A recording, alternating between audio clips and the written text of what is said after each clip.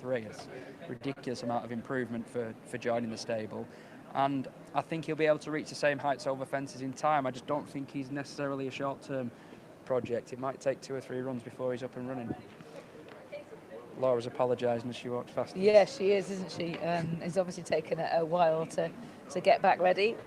He is passing us now, and he and Max Kendrick will be going to the start as quickly as possible. But this is the cause of the delay.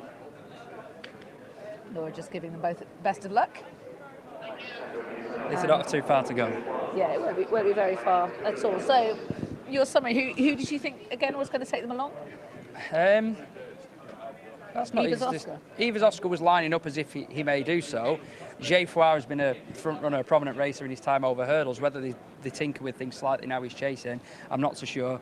But that combo of headgear and wanting to liven up a horse who was rather lacklustre on his chasing debut might mean that Harry Cobden's happy to be forceful on Barbados Book. That's what I was wondering, A, for those reasons, and B, because he seems to be lining up in that position. Yeah, I've learnt my lesson after that first race. Don't say the one that's in front is unlikely to lead. You mentioned in passing a Hoy Senior. What have you made of him so far? Oh yeah, he's been sensational. Just looks an absolutely relentless galloper. And I like the ball campaign in the fact they were happy to thrust him into that Colin Parker first time over fences. I don't know what would have happened had he not unseated, but he certainly looked a lot sharper for the run. I don't think you want to be running him away from softish ground very often. Yeah. And is that pretty tempting carrot, I imagine, of Lingfield, where which novice would be able to keep up with him on bad ground there? 3 miles. If it's not abandoned. If it's not abandoned, that's a 50-50 call, isn't it? It's actually 60-40 in favour of abandonment. Yeah. If you take the evidence of the last 10 years. Yeah, it is. There might have been different venues for it, but the cash is unbelievable, and also it does provide competition. What knock-on effect it has on races like the Corto Star, I don't know, but there's more money available there, and it might be under conditions that trainers are more happy to run the horse in, because it can get quick, can't it? It can on Boxing Day. It can do, which is an attraction of it for many people as well, of course. But yes, you're right, there's an option there at Lingfield if it's on. It doesn't become a jumper's bumper. Yeah. But, you're crying out for coordination at the fixture list, aren't you?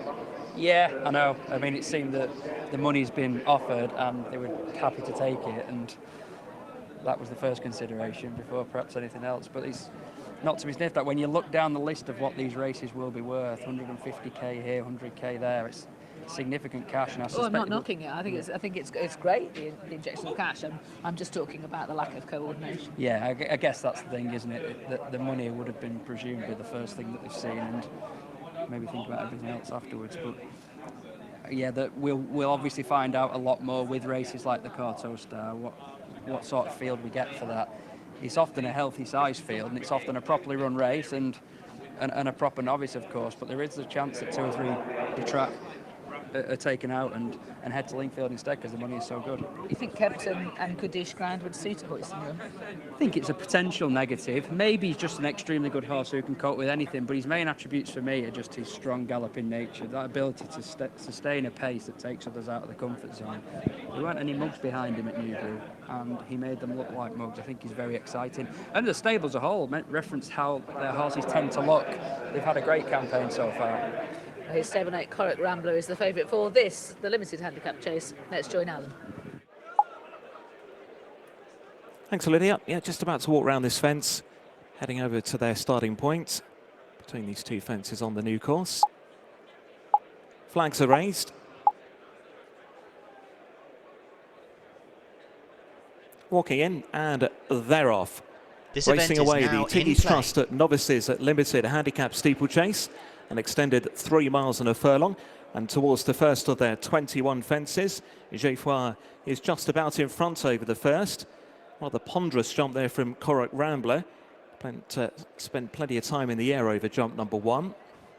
As they head around the bend that leads them off into the country, it's Barbados Bucks in the red sleeves and cap that leads. Geoffroy is on turns with him to the outside, only a length and a half away to Yves Oscar, the grey racing in third. Then Coa Siren, light blue and pink silks there for John Joe Jr., maroon and white for under supervision's jockey Sam Twiston Davis, and then Corach Rambler at the back of the field in purple and yellow for Derek Fox. And the first of the line over on the back straight, and that time slightly novice was under supervision.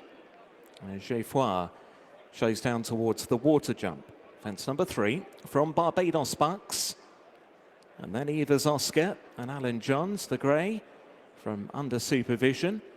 And then Koa Sereni was unlucky not to win on that chasing debut at Lingfield last time.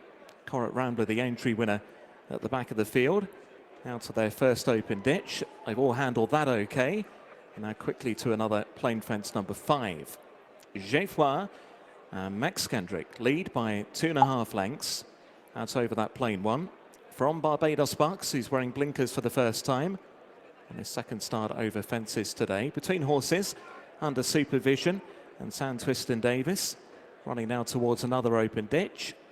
Geoffroy steadies and over safely from Barbados Bucks. And Evers Oscar, the grey, racing to the outside of under supervision. And a couple away to Koa Seren. And then Corach Rambler to the inside. Now the fence at the top of the hill. Play one that time, and it's number 7. Geoffroy, he continues now in front around the next bend. From Barbados Bucks in second place, also won 3 times over hurdles last season. Evers Oscar back in third, racing towards their next obstacle now, before they begin this run down the hill, having taken their first 8 fences without incident. Geoffroy coming down the hill in front this time from Barbados Bucks and Evers Oscar, who won at Chepstow back in October. Koa Seren's next in 4th, ahead of under supervision and Corach Rambler. Fence number 9. Out in front then, Geoffroy, leading from Barbados Bucks towards the running rail. The grey between them is Evers Oscar. Then maroon and white silks for under supervision. Light blue and pink for Koa Seren and Corach Rambler last off the field. The 6 of them turn back towards the home straight this time, towards the 2 fences before another lap of the track. Geoffroy on second start over fences, who leads under Max Kendrick from Barbados Bucks. Approaching and jumping fence number 10 now. 2 lengths away to Evers Oscar. And then under supervision, he's tracking through. Then Koa Seren and Corach Rambler. This will be the final fence in another lap's time.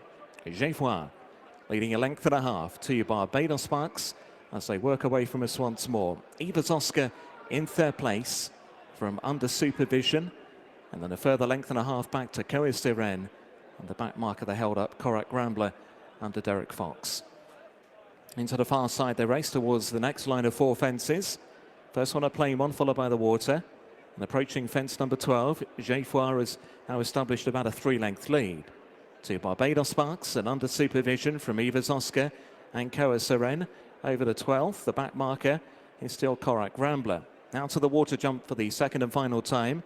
Geoffroy leader of a length and a half. To Barbados Bucks and under supervision. Followed then by Evers Oscar and Koa Seren.